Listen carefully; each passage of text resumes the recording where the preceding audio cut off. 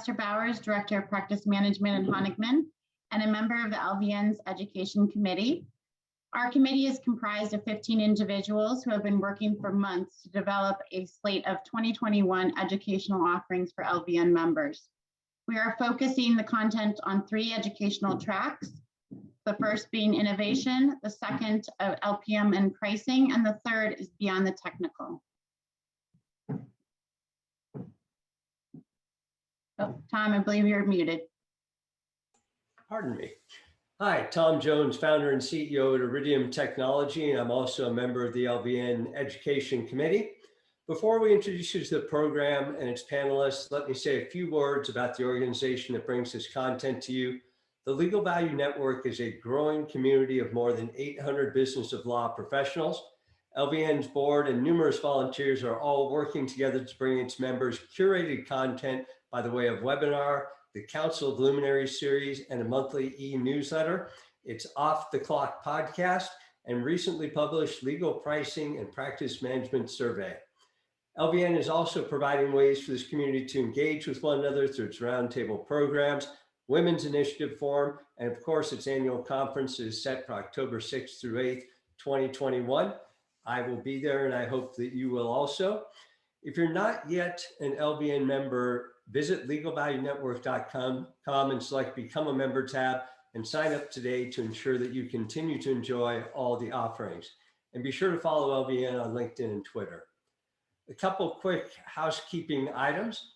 The only video feed you're going to see is that of the presenters. Everyone will be on mute except the presenters. We will record the session. It will be available on legalvaluenetwork.com soon after this event. And finally, questions are encouraged, so please use the Q&A feature on your Zoom toolbar to post your questions. Back to you, Esther. With that, let's get to our program titled Beyond the Technical, Entrepreneurship in Legal. Entrepreneurs, as defined, are internal employees who use entrepreneurial skills and thinking to seek out initiatives that could benefit the organization financially. Members of this community, of the LVN community, often function as entrepreneurs as we routinely engage in activities that require the skill sets and disciplines of an entrepreneur within our respective organizational environments. A testament to this is in looking at how our roles have evolved and expanded over the years. Many of us see opportunities to advance a vision and architect ways to achieve. Today, we will discuss the entrepreneur mindset and hear from our panelists who can provide unique examples of entrepreneurship at work within the law firm and the legal departments. I am excited to introduce you to today's panelists. I encourage you to seek out more information on these professionals via LinkedIn. We will kick it off with Jake Heller, our Casetext representative and sponsor of today's webinar. Jake is the CEO and founder of Casetext. Thanks so much, Esther. And so first I want to say how wonderful it is to be a part of this community. The role that we play is that, as a company, we focus a lot on artificial intelligence as it's applied to very difficult, some thought hard, like impossible to automate tasks in legal. And the role that we hope to play in this community is to help you empower your professionals to whether you are providing something more efficiently, at a lower cost, at a better cost, or more profitably, to do so with the best technology, so that the legal professionals and lawyers that you work with can do that. So really excited to be part of this panel. Really excited to be part of this community, and yeah, look forward to this conversation. Thank you, Jake. And on that note, please also welcome Emilia Levisay, Manager of Client Value and Innovation at Ballard Spahr. And we welcome Frances Pomposo, Senior Director of Legal Operations at Workday. And she has been working in the legal operations industry since 2013. Prior to Workday, Frances also worked in legal operations at Lyft and Adobe. Let's talk entrepreneurship. That would be me. So I'll give a brief introduction here is how do you know when you're an entrepreneur? And the answer would be that you find yourself thinking, I've never done this before. I don't really have a support. I'm trying to figure everything out. And I don't really have many resources. So just like an entrepreneur, You need to be creative, flexible, results oriented, and persuasive. So if your boss comes to you and says, I want you to set up an extranet, and you say, but we don't have one, and I'm not a technology person, and I don't even know if the clients want one, you are now an intrapreneur, because you have to work with the clients, you have to work with the organizational structure at your firm, and you just have to figure out a way to scramble and make it happen. I'm very pleased today that we have three representatives, legal counsel, law firm employee, and an entrepreneur. And so I think we're going to get a very broad set of inputs here. So with that, take it away, Esther. Thank you, Tom. Boy, your description certainly struck a chord. Figure it out, right? That's what we have to do. So yes, let's hear from our panelists about, what does an entrepreneur mean to you, and how have you performed as one within your respective organizations? We'd love to hear a bit about your journey. So Emilia, if you'd like to start us off. Great. Thank you, Esther, Tom, and Amanda, for putting this program together. And thank you all for joining us and taking the time out of your day. My name is Emilia Levisay, and I am the manager of client value and innovation at Ballard Spahr. For a little background, I've worked at Ballard Spahr for about 7 years, and I've been on the client value and innovation team for about 3. Our team was created by our Chief Client Value and Innovation Officer, Melissa Prince. And for the first 1.5 years on the team, I was an LPM analyst. But since then, my role has organically grown over time. In addition to pricing and profitability, our team is responsible for data and analytics, knowledge management, and legal practice technology. So we are inherently the innovative side of the firm. But as our team grew and the technology we were providing our partners and clients became more robust, working with Melissa, I started to see some gaps between our partners and the service we were providing them. When Melissa and I discussed it, she effectively changed my role to a more client service role. And since then, I've been helping manage our relationship with our partners, our clients, and how they work with our team in the technology long term. Within a law firm, acting as an entrepreneur is really just being able to find the gaps. So I guess getting things done, but the gaps in the team or the processes or the projects. So with my team's help, I was able to identify where we were falling short with partner adoption of our technology platforms. And then my goal has been to shift our partners' view of the technology we provide and how they work with my team. So as for the proudest experiences I've had, it's kind of hard to pinpoint one major win because I think it's just been a little wins over time. So identifying a target partner and being able to work with them consistently, I consider a win. Partners who have been very guarded at first, who are now comfortable with me reaching out to their clients directly and meeting with them, I consider a win. Our wins kind of have shifted over time to just how our partners work with us. And my team has proved time and time again that our technology works and it's useful, but it's the slow transition to full adoption that we would consider the ultimate win. The identification of gaps is huge in these roles, and the opportunity spotting for sure. Frances, would you tell us your story? Definitely. So I think being an entrepreneur is honestly the basis of being in a legal operations function. It really is kind of the bread and butter of the role. You can't wait for someone to come to you. You need to be able to ask questions and really just dive in. I've been in legal operations at a number of different companies at various levels of maturity, some public, some non-public, others with established legal operations departments, others where I was standing them up as a team of one. And I think one thing that's consistent there is really the importance of intrapreneurship. I think with Emilia, when she was talking about the wins, I completely agree there. I don't think there's one thing that kind of stands out right off the bat as being like my biggest win, but I think the fact that I've been able to come in at Workday, for example, and establish a function starting off as a team of one, but also building out the brand and making sure that the department is viewed in the way that we want it to, that we are scaling, that we're chasing strategic priorities, that we're staffing appropriately, and really coming off as a business partner and not as kind of like a center of no, which legal departments can sometimes be viewed as. The other thing to take into account is with in-house legal departments, a lot of the time they can just be viewed as a cost center because it's a large area of spend.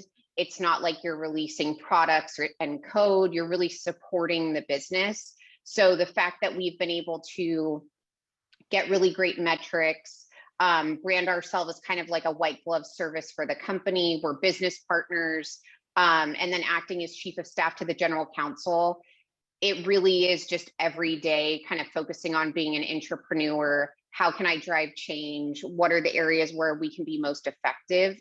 So this is definitely a timely conversation. So huge to be moving from a cost center to a value center.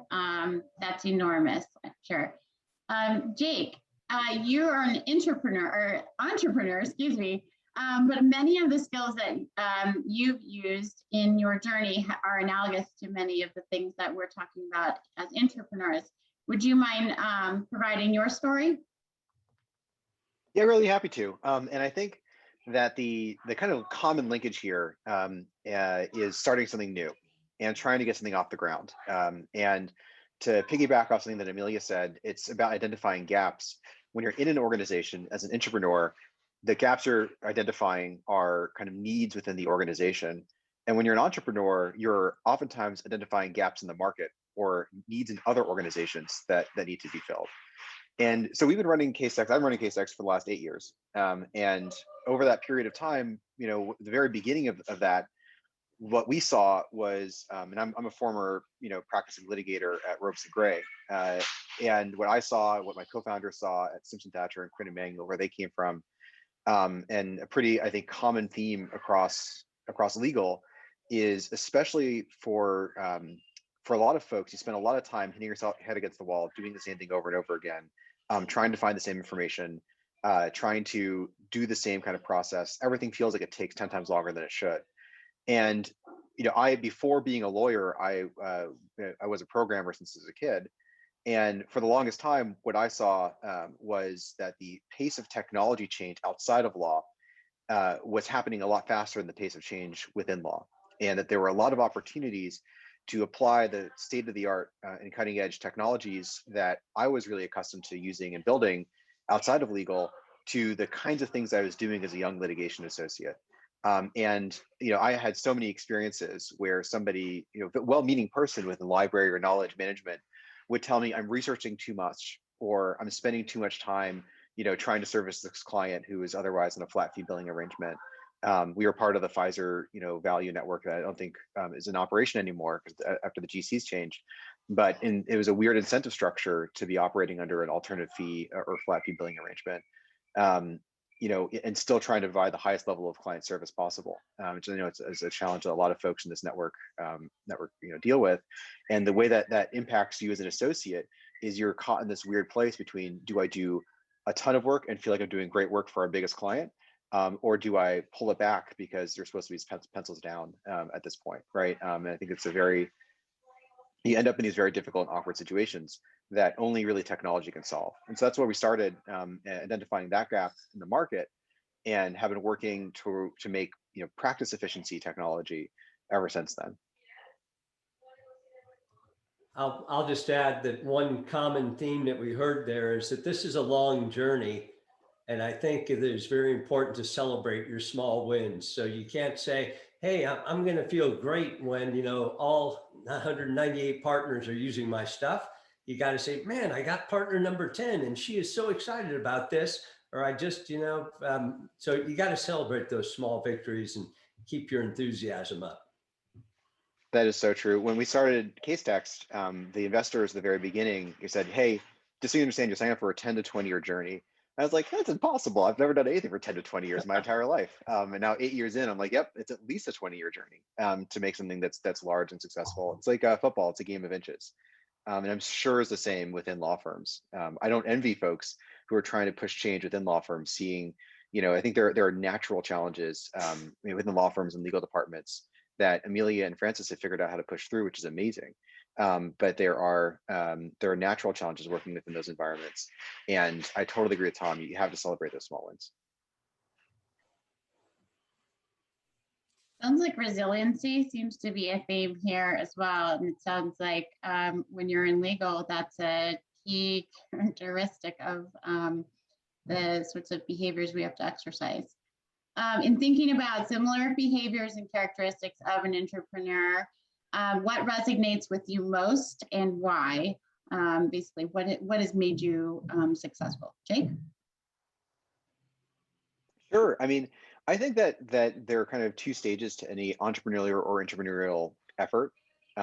Roughly speaking, there's a startup phase, and at the startup phase, all you're trying to do is figure out whether you provided something of value to the world or to your organization. And in that stage, being scrappy, a generalist, being able to balance a lot of different things, and understanding the full picture for your customer. And I mean, in the very early days, I was coding, I was customer support, I was hiring, I was, do everything, right?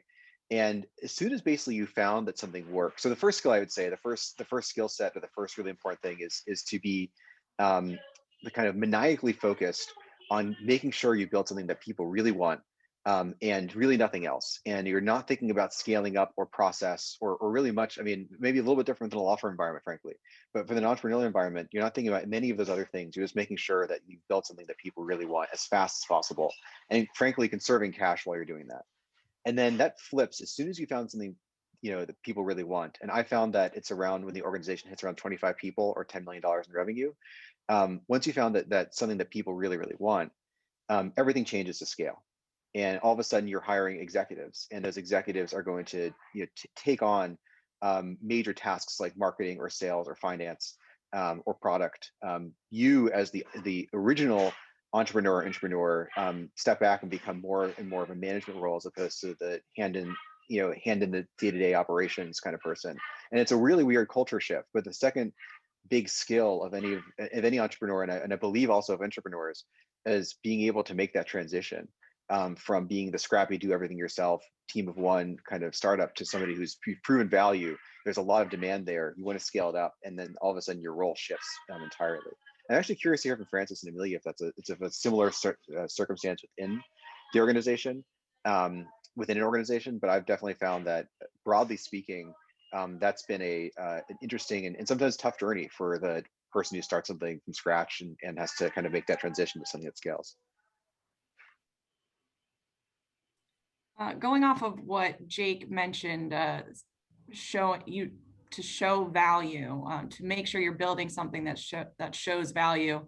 I think in law firms that's a little harder, only because I know everything we build has value. I know all the technology that we have, all of the processes we put together, everything we bring to the table really does have value. It's getting the attorneys to actually use them, or getting the attorneys buy-in and their adoption in order for the clients to use it has really been the difficult part.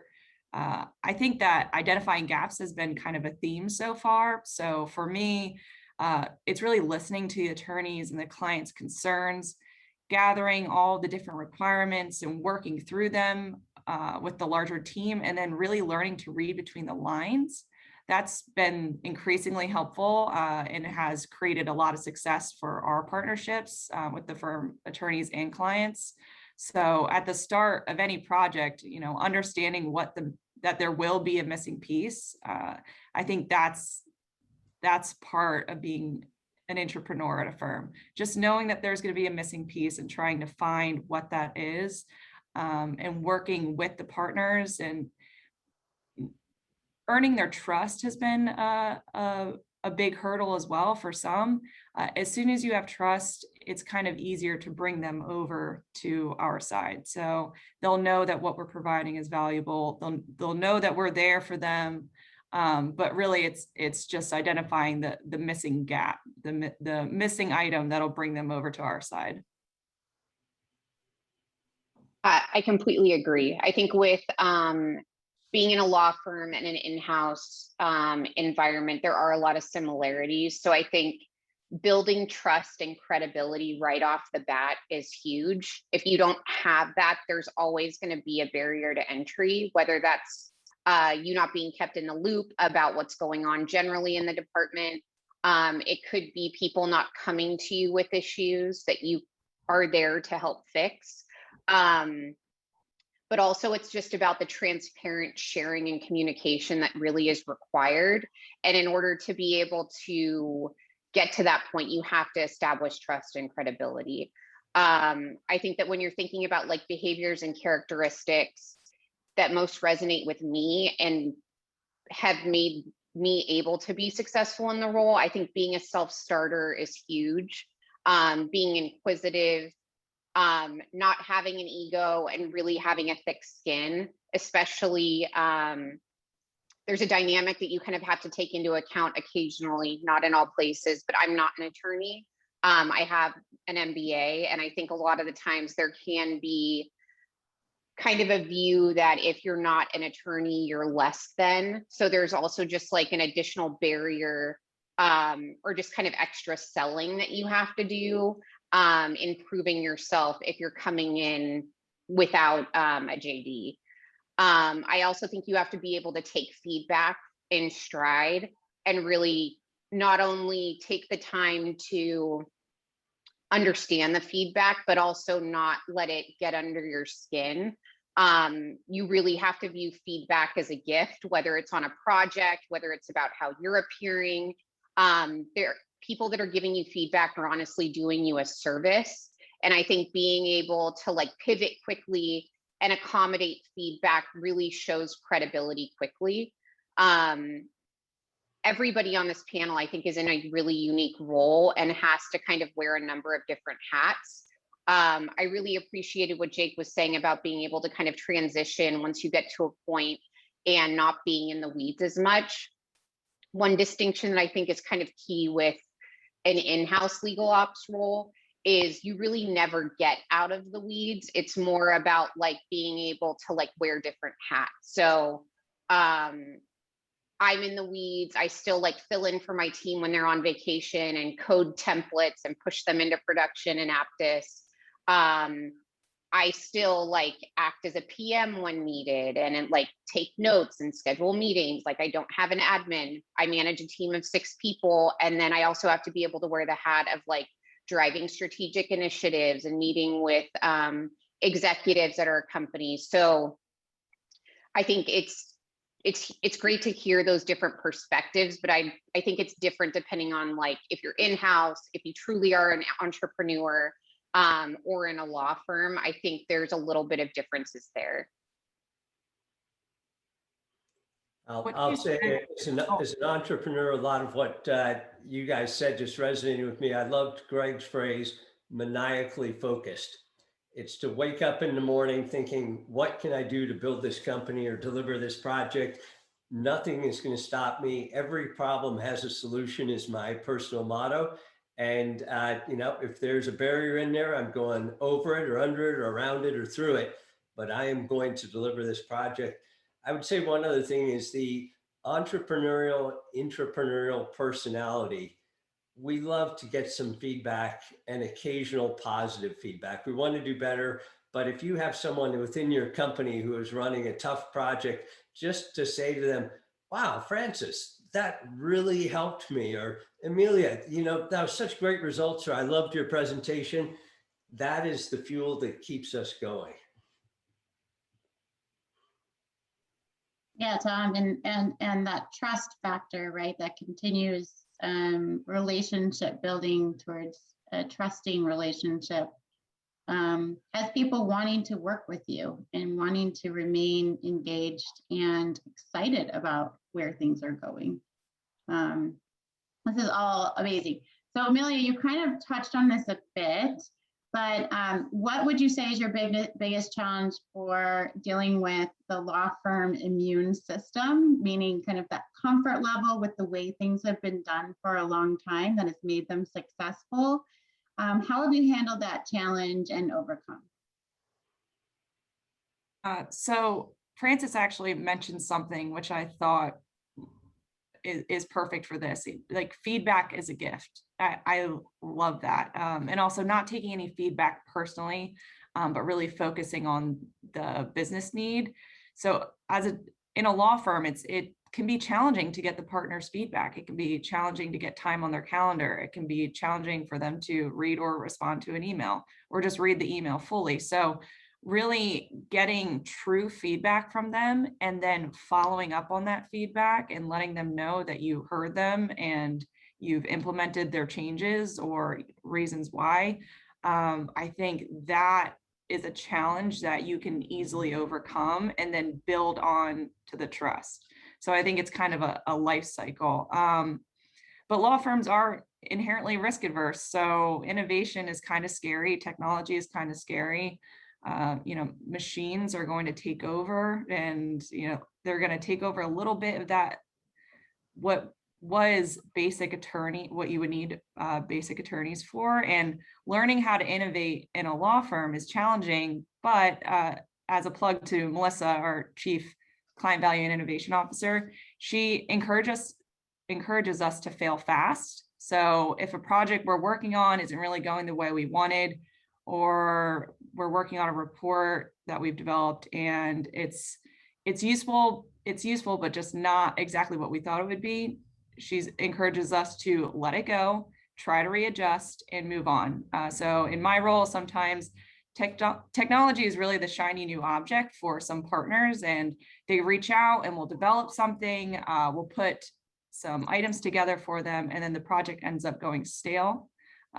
We reach out, we follow up, haven't heard back from them, and then I leave it and I move on.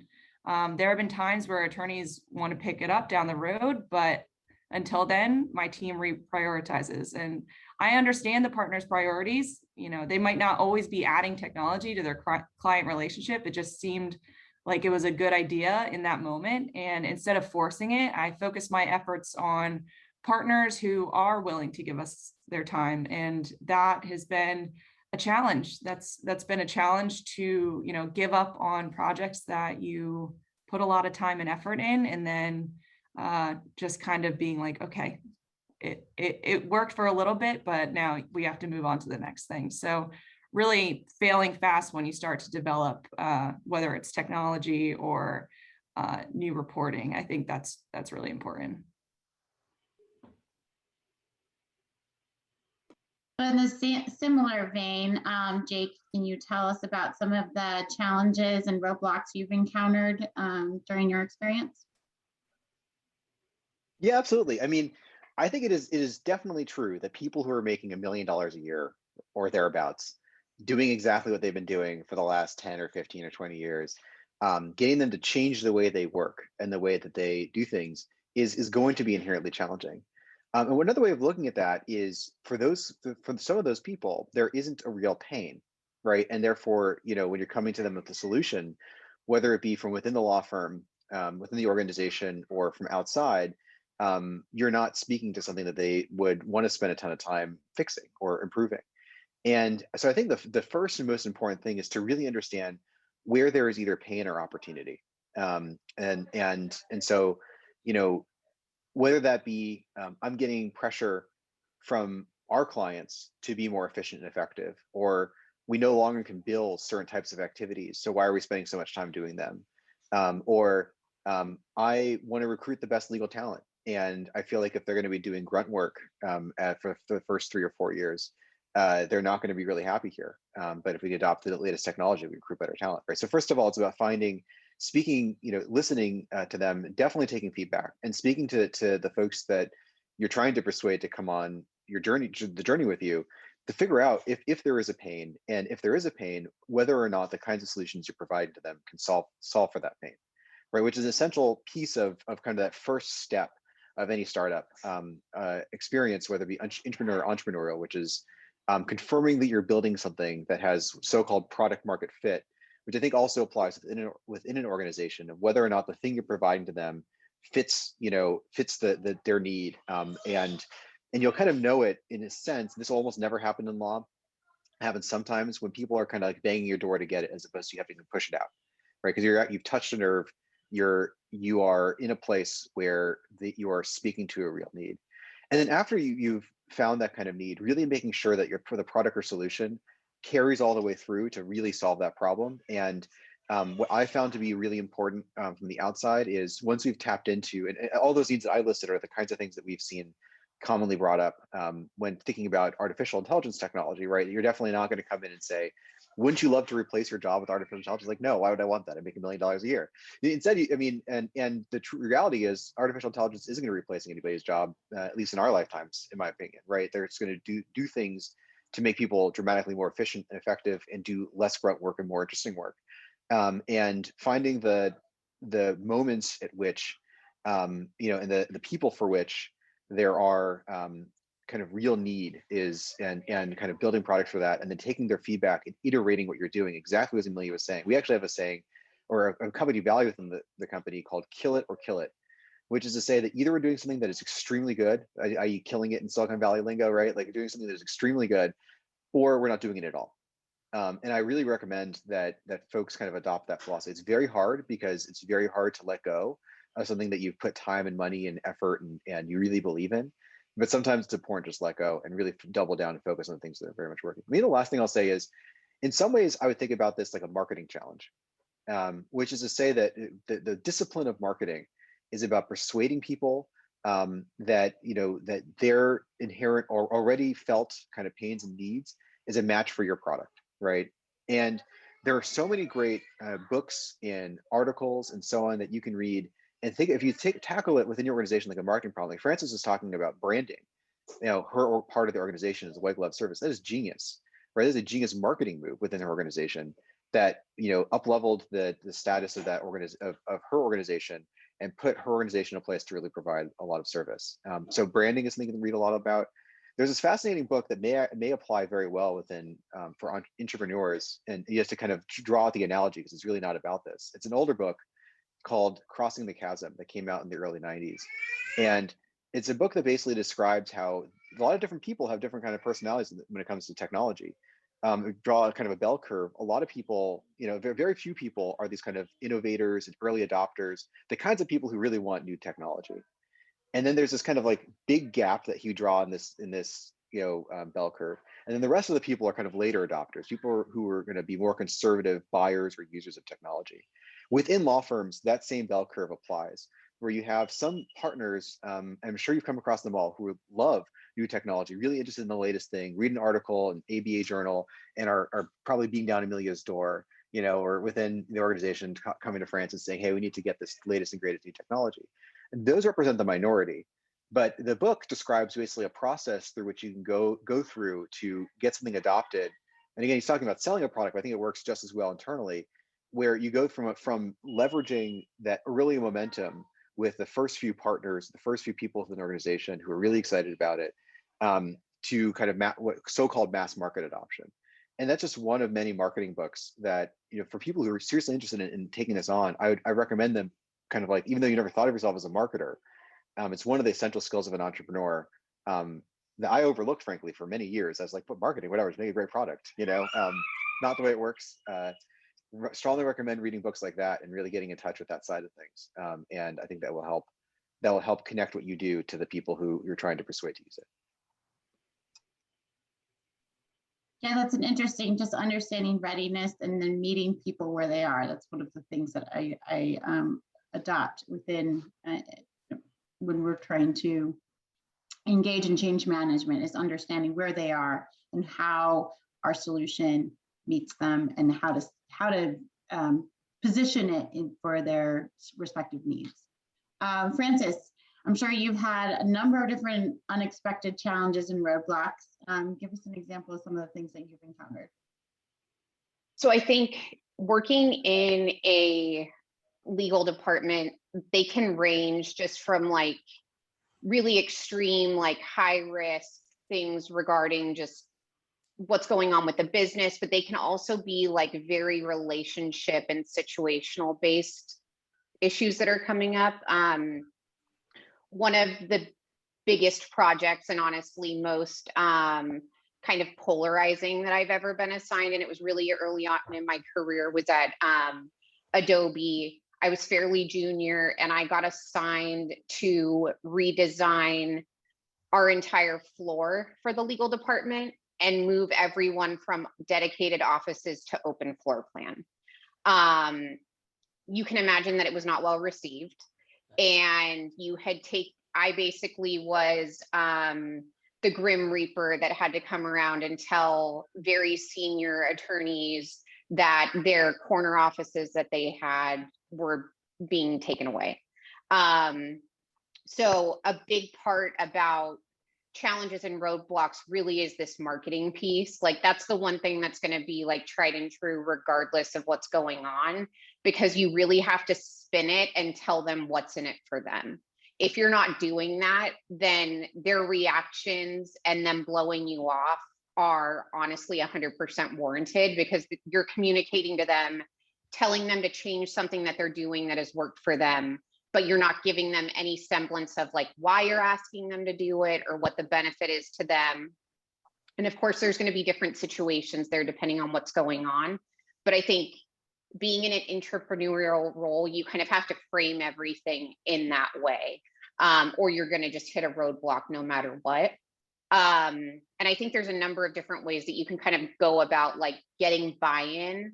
Kind of building on one of the items that Jake had said is I've definitely read that book. And I think it's great. And one of the things that we've done, and I learned from one of my mentors really on, was the importance of having like not only proof of concepts internally with those early adopters, but honestly planting people. So it seems a little bit inauthentic in some ways, but if you've done the diligence and really tested and focused on those early adopters, getting their buy-in, you should take full advantage of planning them in those meetings and treating them as kind of like brand evangelists for your initiative. The amount of impact that I think that has, if you're going into a meeting cold, where you don't know people, where you haven't built that trust, the ability to have someone that's kind of an ally for you really does move the needle. And then I think change management really is one of the biggest aspects of the role. So I think you just have to think about it from that marketing and change management perspective, no matter what. The other thing is you're probably going to have to repeat your communications in a number of different ways multiple times. So if you're working on a project and you send an email, that's awesome. Most people probably didn't read it, and they're probably not going to read it until the third time you send it. You're probably going to have to do in-person meetings. You're going to have to send things through Slack. So it can't just be like, oh, I sent this email, they should know about it and get it. You really have to meet people where they're at and make sure that the message that you're sending is actually being consumed. So it's kind of in a similar vein, what sort of methods have you used, Frances, to get buy-in and resources for initiatives? So I think a really good example is coming in and starting off, like at least for me, a legal operations function. So when I came into both Lyft and Workday, I was a team of one. I didn't have relationships built with anybody. So I think you have to be really strategic with creating like a 30, 60, 90-day plan and saying like, hey, this is my list of things that I'm going to do and accomplish. I think building relationships and doing favors early on seems like a kind of old school approach, but it really does make a huge impact, because if you have no headcount and you have no money, you're going to be going to different teams like, let's say, the finance department.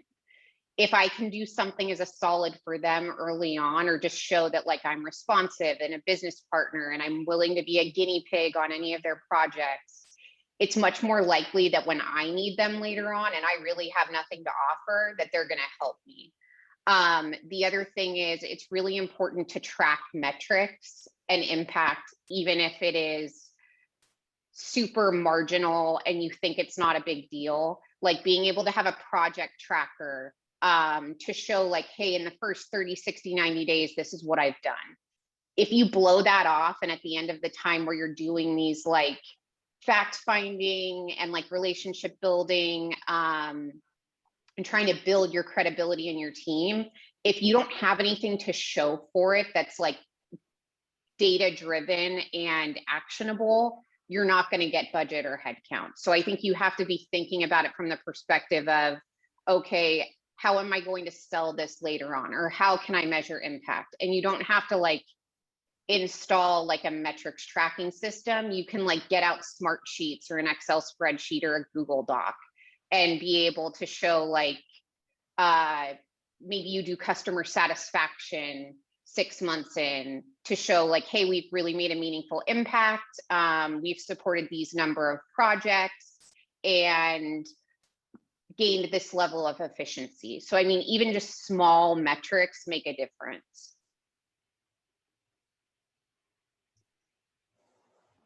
I'd like to remind the audience, if you do have any questions, please type them into the Q&A window. And also, I think a strong theme that came through here is you are in marketing. If you're an entrepreneur or an intrapreneur, whether you acknowledge it or not, you need to be marketing the positives. You also need to be putting spin on the negatives. You need to be building your support relationship and your recommenders and your advocates and people you can call on for a referral call, that you got to get the word out and put the right spin on your project. Yeah, so if anyone who is listening to the program thinks that they may have an idea about something that would add a lot of value to their organization, what advice do you guys have regarding where to start for that? Francis? So my big thing, and I don't want to be naive here in thinking that all companies or organizations are kind of willing to take feedback from someone that's super junior. I personally, though, would encourage everybody to share their ideas. I think if you have an idea about improving something, or if you're noticing something that could be improved, it's personally in someone like mine's role, like anybody that's in legal operations or that's acting as a chief of staff, it really is part of my job description to listen to those ideas, but also kind of help that person either navigate them, if it's something appropriate for my team to take on, help facilitate it. I understand though that if you're in a law firm and like you're on your first day and you're like an associate, it may not be super well received if you go to like the managing partner and be like, hey, I really hate the tool you use. So I think you have to like deliver it in a thoughtful manner, but I would encourage people to share their ideas. If you notice something that's broken, go to someone that's in like an operations function and raise it. And I can pretty much guarantee that like the majority of the time, not only will they listen, but if it's something that they can help with, they'll partner with you. Emilia, what feedback would you give if someone was to ask you if they had an idea how to advance something? Yeah, I think adding to what Francis said a little bit, in a law firm, sometimes it's even hard to find who owns the item that you want to improve or have feedback on. So I think sometimes the delivery of how you deliver that feedback is really important, especially if in Francis's position, if you're a team of one, those favors or those little items, I think it's easier to give feedback if you already have some sort of relationship with the person. But I really think that this question is, it needs to put a little bit more onus on the team leader.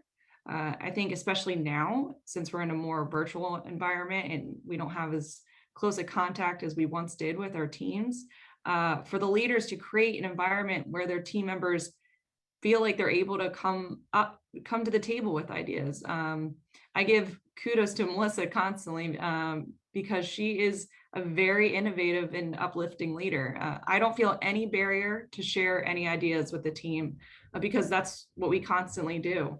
When I started as an analyst on the team, I always had new ideas. Funny enough, within marketing, because I started within our marketing department, so I always had little ideas for messaging or consistent messaging, which I think has helped me in my role now. But I think it's really important for the leaders to not shut down the ideas of their team members. And if there is an idea that kind of cross department, it's again on the leader to encourage your team member to either reach out to that department, get them in contact with who they have the feedback for. But other than that, just find a colleague that you trust.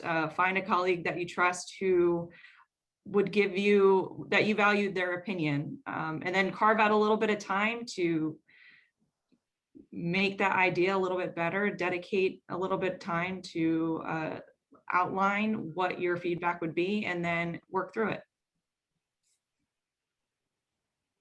That's key, sort of the relationships across the firm as well, both up, down, side to side, all throughout, and understanding where you as an individual can add value to their respective role. Like Francis said, how can I help finance so that in turn, when I need something, they're more interested in helping out.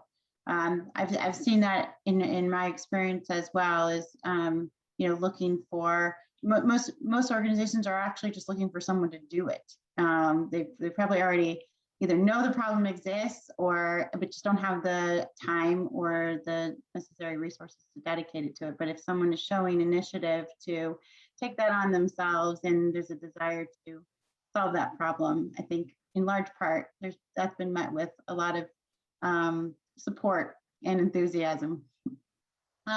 Jake, so what are some of the most important lessons that you've learned while driving innovative change? Because your product in the market is certainly innovative, and particularly in legal. So what sorts of business lessons have you learned?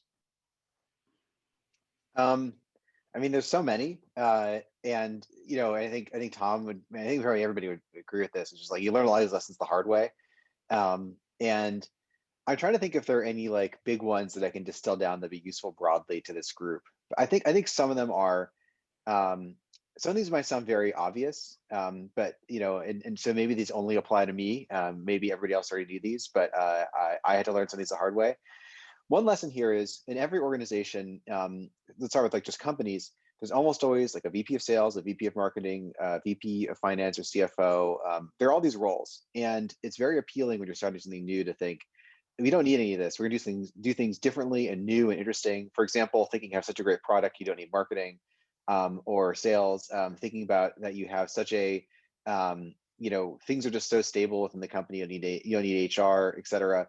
And I think that this may be different for different intrapreneurial kind of efforts, but as things scale, you absolutely need those. You need amazing people in all those positions. You need like absolutely top-notch people in all those positions, or else it's just not going to work.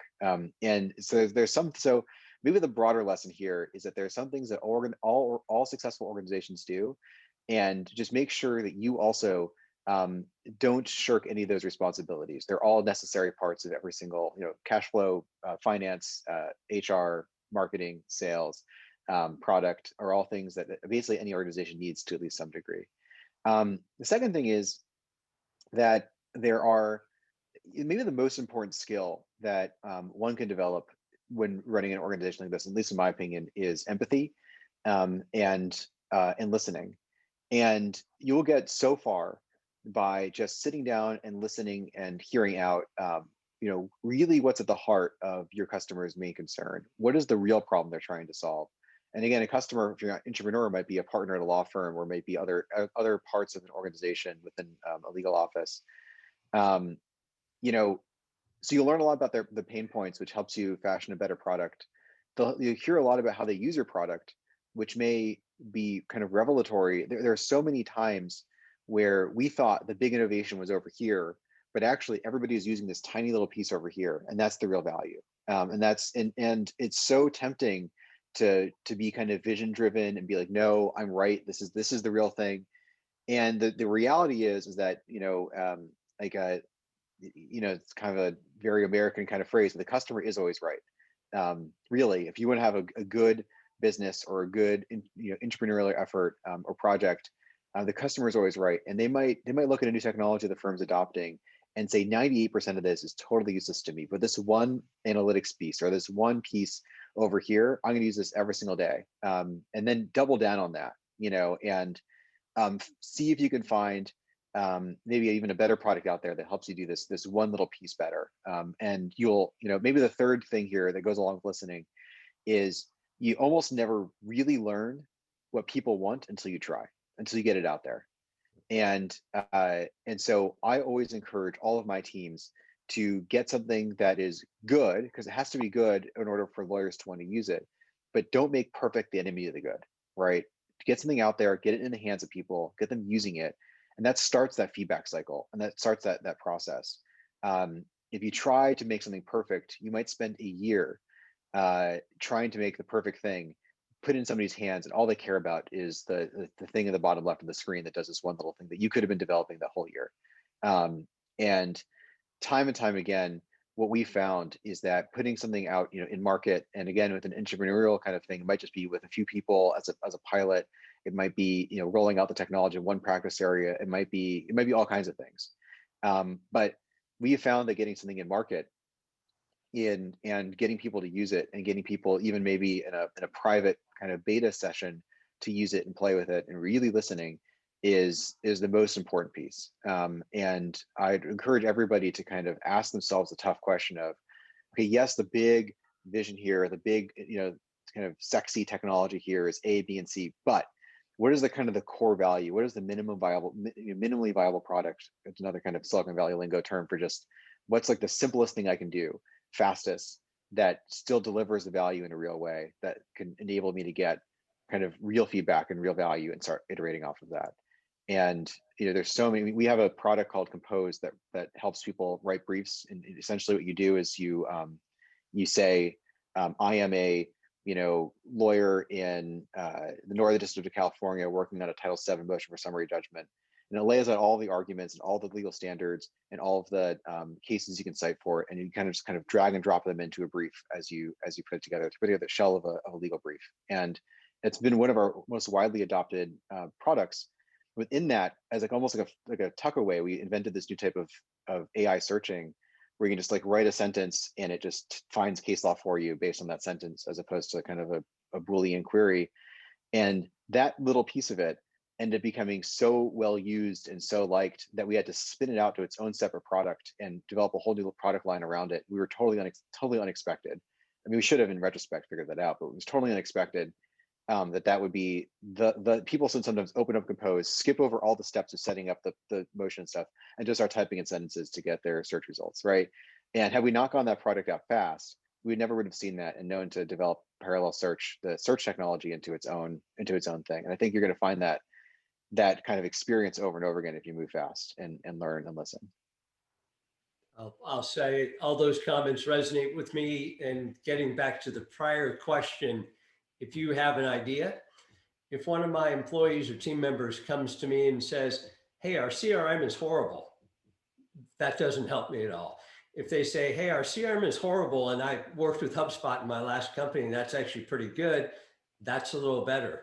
If they come and they say, our CRM is horrible, and it's got these 6 shortcomings, and last month I signed up for a trial on HubSpot, and I've been working with an account representative there, and we've identified that we can nail 5 of those 6 shortcomings. Let me give you a demo on my trial version.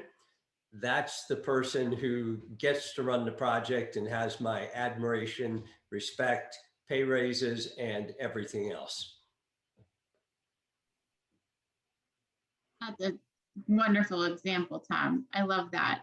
So if you're thinking about team members, kind of in the same vein, and Jake, you mentioned this as one of the first items you said in when we asked you about business lessons, and something Tom just alluded to, what are the most important attributes for team members on an entrepreneurial project? So what kinds of key skills are you looking for, Jake?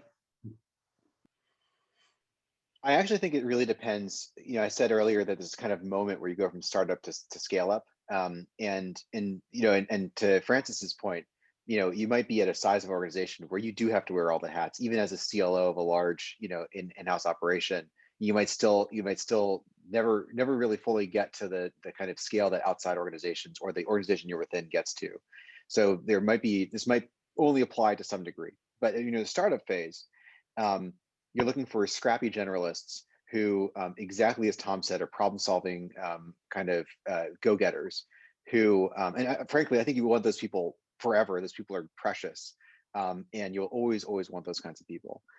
The one difference that changes, I would say, as soon as you've found something that you know for sure is something that people really want, and you want to scale it up and get it to as many people as possible and really perfect it, is you start bringing on a breed of executives that won't necessarily be generalists. They won't necessarily be scrappy, and they might not cut corners. They might be kind of the opposite.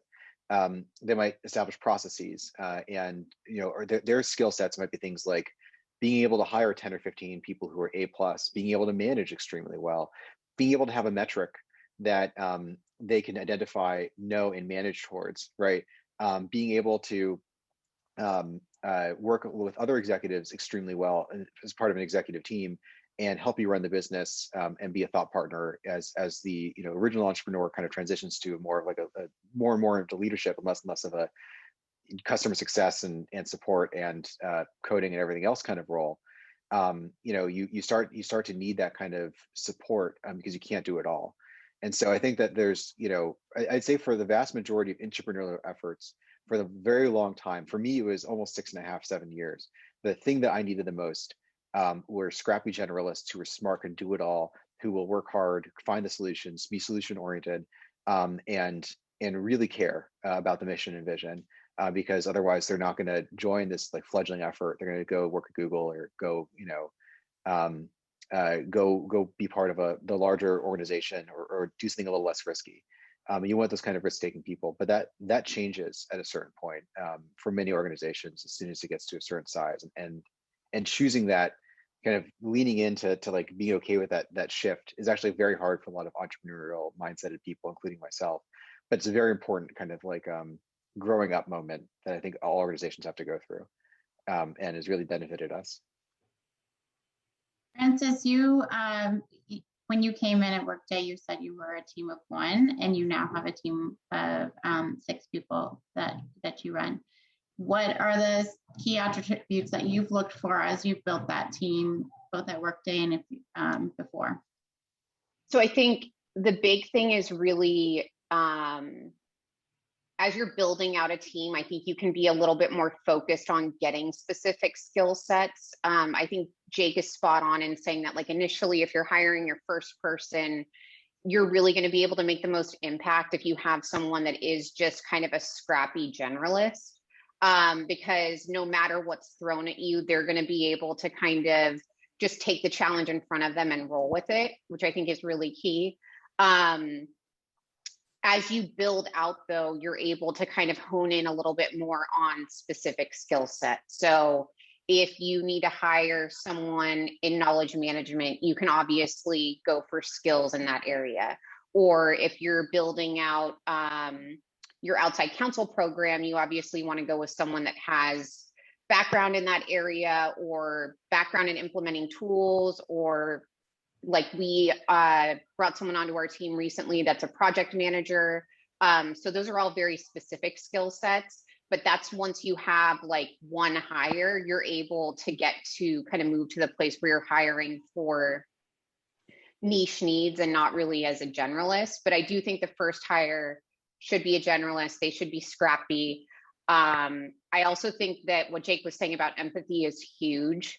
That was something that I didn't really focus on early on in my career. And I think that was a disservice to me, honestly, just because I think most people that are in these type of roles are type A. So if you're going and just focusing on data and like getting things done, there's a huge aspect of just interacting with other people where you need to meet them where they're at. They have things going on that you don't know about, and you glossing over that really doesn't make an impact. Also, just being able to hear them out. It may be really easy to get frustrated if you're doing a training with, let's say, a bunch of attorneys on budgeting. You may think that what you're talking to them about is very basic, honestly, but if they don't have that background and you're not being empathetic and understanding where they're coming from or what's a barrier to entry from them, you're going to just hit a wall. They're going to be angry. They're not going to want to work with you. And you're not creating an experience and a partnership, which is the purpose of the role.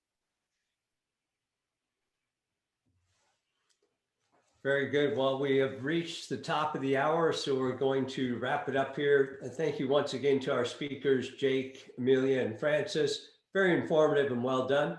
Also, thank you to all our attendees today. And as a reminder, there will be a brief survey that will be available to you at the close of our webinar. To take the survey after this call, please follow the prompt that will appear upon closing the webinar. We'll also be emailing that to you within the next few days. We do appreciate you taking the time to join us today and taking the survey, which allows us to provide you with informative webinars such as these. Thanks again to our presenters. Thanks, Esther, for moderating with me. And everybody, please have a great day.